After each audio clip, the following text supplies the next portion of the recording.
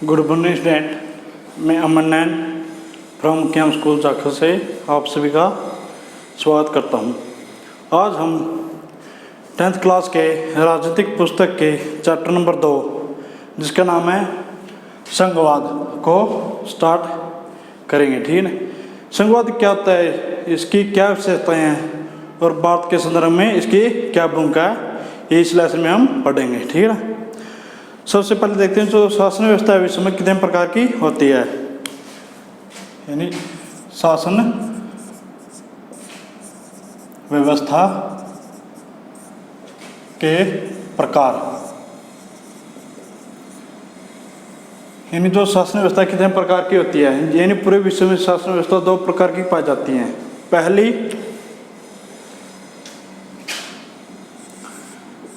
संघवाद, जो पहली होती है वो कौन सी होती है, संघवाद। दूसरी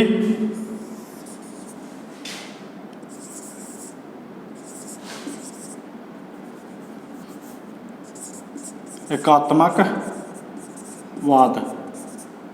इन दो प्रकार की शासन व्यवस्था पाई जाती है। कौन कौन सी, संघवाद और एकात्मक वाद। संघवाद में क्या होता है, वह शासन व्यवस्था, वह शासन व्यवस्था जिसमें शासन या सरकार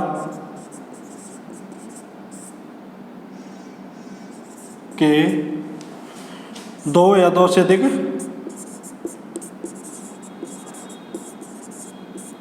सत्र पाए जाते हैं,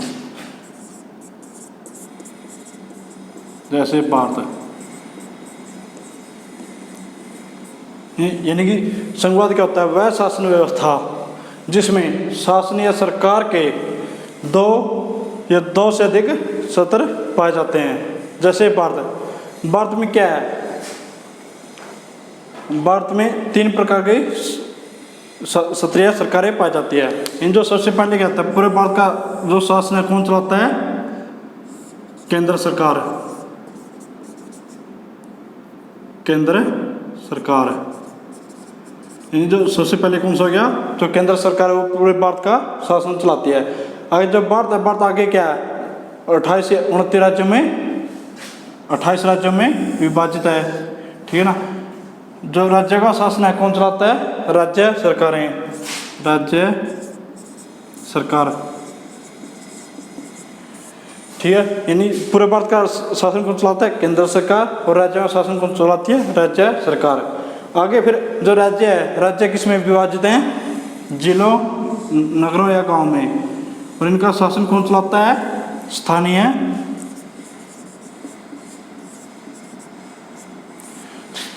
संस्थाएं। इन जो गांव हो गया, शहर, इनका शासन कौन चलाता है, संस्था, स्थानीय संस्थाएं। जैसे गांव का शासन कौन चलाता है, सरपंच हो गया। शहरों में नगर पालिका हो गई। ठीक है ना। ये संस्थाएं कौन है, गांव चलाती है, स्थानीय, जो नगरों गांव हो गए उनका शासन चलाती है। ठीक है ना। उसके बाद हम देखते हैं जो एकात्मक वाद होता है वो क्या होता है।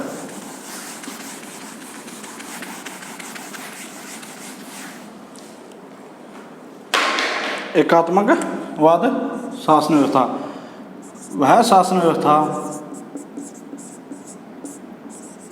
व्यवस्था जिसमें सरकार, शासन या सरकार एक ही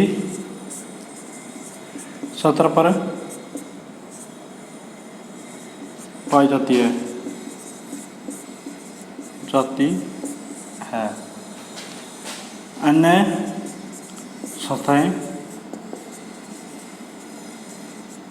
अन्य संस्थाएं इसके अंतर्गत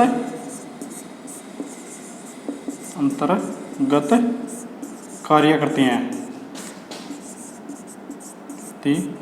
हैं, जैसे इंग्लैंड।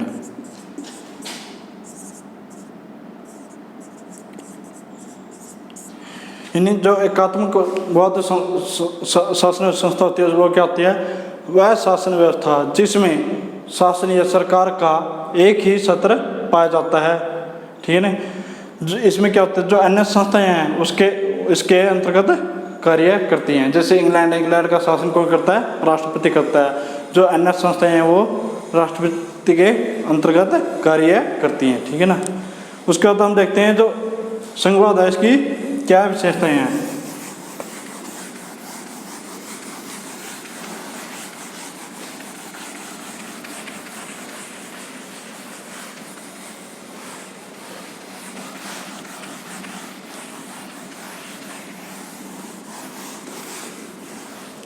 संघवाद की विशेषताएं,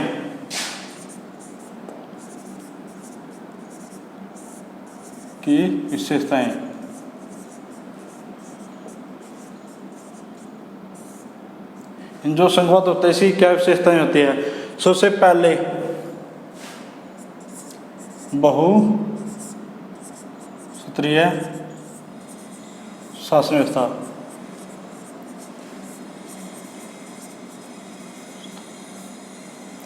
इन जो पहली व्यवस्था क्या होती है इसकी, इसमें क्या बहुसूत्रीय शासन व्यवस्था पाई जाती नहीं।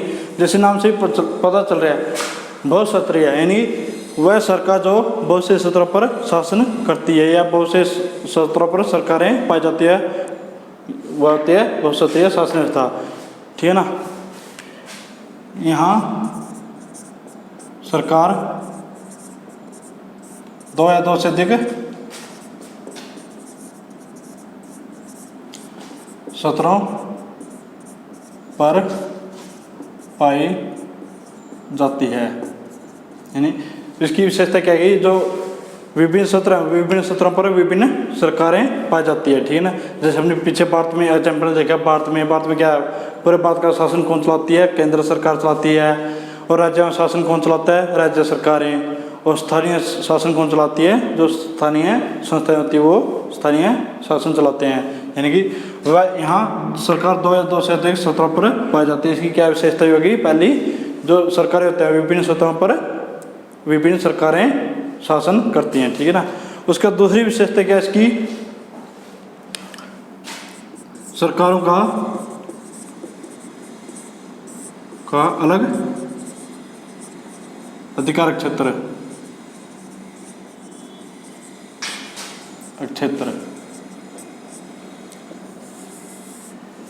इन जो सरकारें रहती हैं विभिन्न क्षेत्रों पर अलग अलग सरकारें रहती हैं, तो उनके अधिकार भी क्या होंगे, अलग अलग होंगे, ठीक है ना। विभिन्न क्षेत्रों की सरकार एक ही नागरिक समूह पर शासन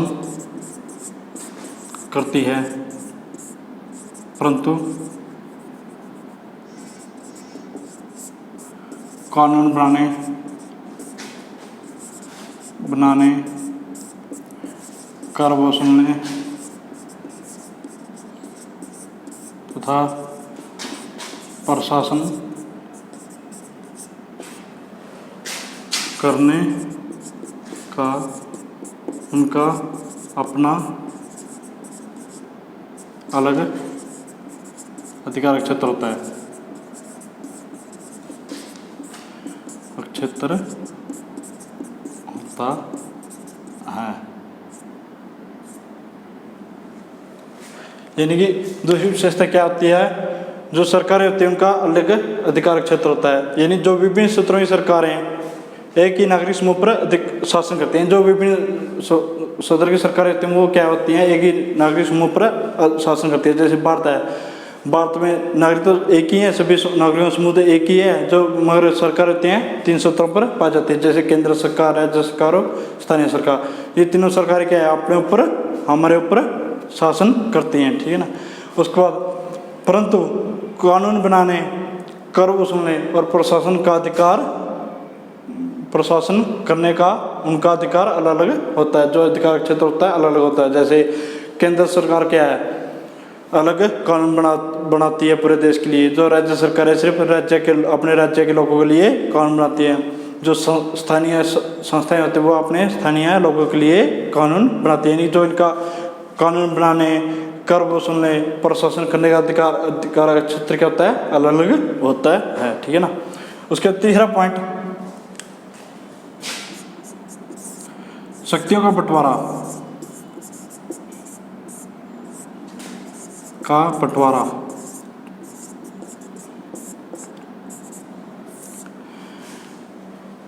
जब विभिन्न स्तर पर सरकारें विभिन्न होगी तो उनके अधिकार क्षेत्र भी अलग अलग होते हैं। अगर अधिकार क्षेत्र अलग होंगे तो उनकी शक्तियां भी क्या होंगी, बंटी होंगी। क्योंकि अगर शक्तियां सेम होंगी तो उनमें क्या होगा, विवाद की स्थिति उत्पन्न होगी।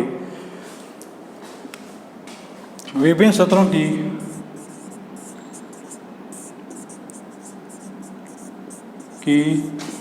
सरकारों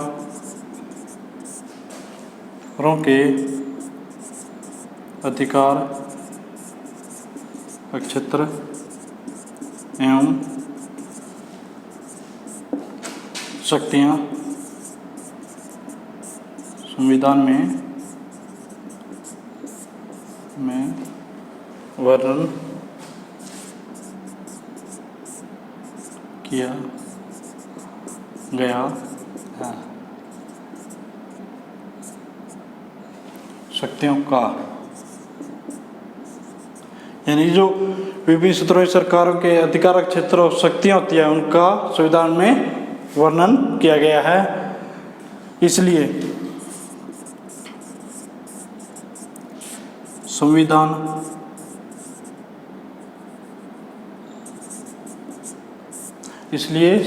सरकार के प्रत्येक सत्र के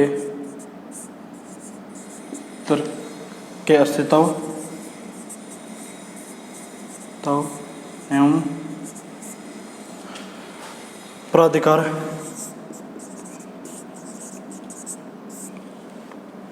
की गारंटी और सुरक्षा देता है। यानी कि इसकी तीसरी विशेषता क्या है, शक्तियों का बंटवारा। विभिन्न क्षेत्रों की सरकारों के अधिकार क्षेत्र एवं शक्तियों का संविधान में वर्णन किया गया। यानी जो विभिन्न क्षेत्रों की सरकारें हैं उनके अधिकार और शक्तियों का संविधान में क्या किया गया, वर्णन किया गया। इसलिए जो संविधान है सरकार के प्रत्येक क्षेत्र के अस्तित्व और प्राधिकार की गारंटी एवं सुरक्षा देता है। अगर संविधान सुरक्षा और गारंटी नहीं देगा तो क्या होगा, एक क्षेत्र की सरकार दूसरे क्षेत्र की सरकार को गिरा देगी और उसके अधिकारों का हनन कर लेगी। इसलिए इनको अधिकारों का हनन बचाने के लिए संविधान में इनका वर्णन किया गया है। लास्ट पॉइंट अपना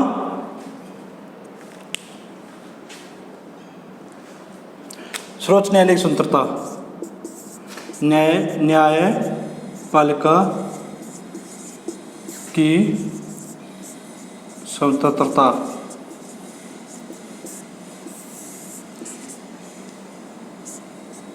यानी संघवाद में क्या होता है, जो न्यायपालिका होती है वो क्या होती है, स्वतंत्र होती है। ठीक है ना। जो सर्वोच्च न्यायालय है, सर्वोच्च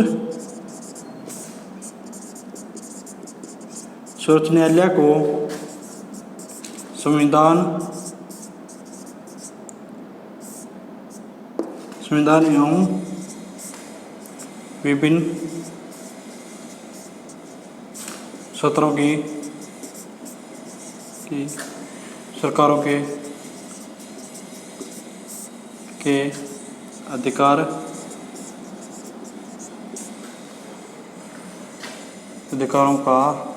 अधिकारों की व्याख्या का अधिकार